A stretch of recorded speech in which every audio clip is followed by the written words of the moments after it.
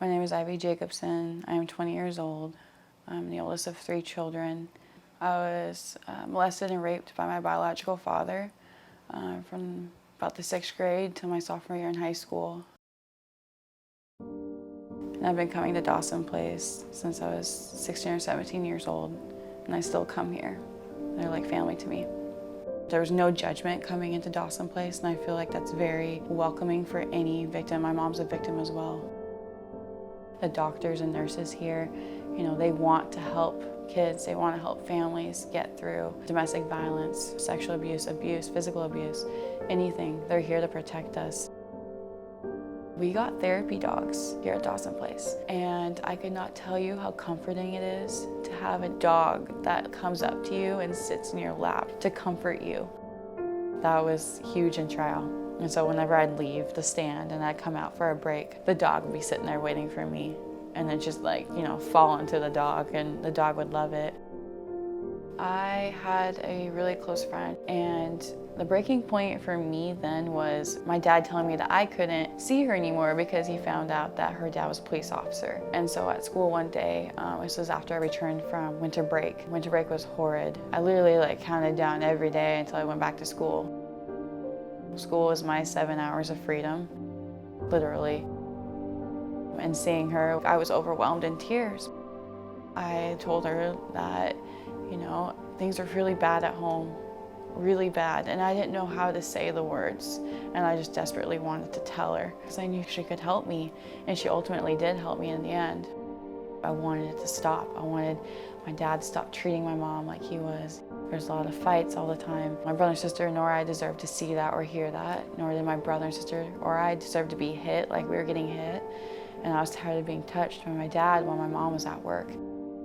I do not know how I opened my mouth and said the things I said through that interview with the detective, because immediately my dad was arrested. And then shortly after that, I was brought here and met Matt Baldock, my prosecuting attorney.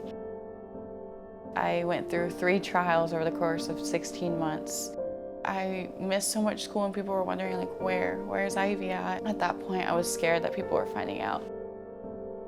Having to talk in front of your offender or the person that's been doing nasty things to you or making you do things, it's just, you feel so naked and vulnerable.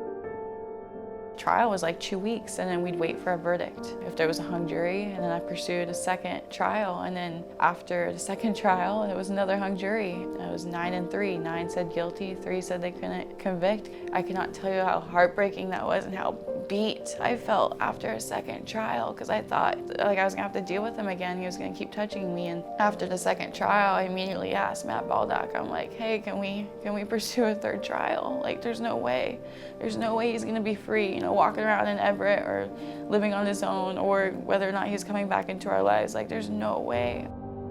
It was up to me to pursue a second and third trial. I could have given them the no, let's not do it. My dad would be a free man right now. I didn't know what I was going through was wrong. I didn't know that the pain and the abuse and the things my dad forced me to do, if I would have known that that was wrong, I feel like I would have gotten help sooner. I thought everyone suffered through something like that. I know I need to be that example and speak up and talk about the abuse I went through so that I can potentially help other victims, other little girls or little boys going through abuse, to get help and speak up. The feedback I got from people and the support, the community literally wrapped a huge hug around me. I thought people were gonna think I was gross, or oh my gosh, that happened to her, don't talk to her. But the community and my friends and my fellow classmates, they cared so much. I graduated from St. Louis High School, and I was one of the valedictorians, and the staff selected me as a speaker to represent the graduating class of 2014. Knew exactly what I was gonna talk about, because I didn't want to hide behind it. I feel like it's who I am, and it's a big chapter of what I went through in high school. To be able to share that with 6,000 people at Xfinity Arena, it was amazing. And my ultimate goal is just to get across that if I can go through this much pain, any obstacle from here on out, we can get through anything that you're faced with. My family is doing great. My mom's finally divorced from my father. My brother and sister are still in counseling. I'm still in counseling.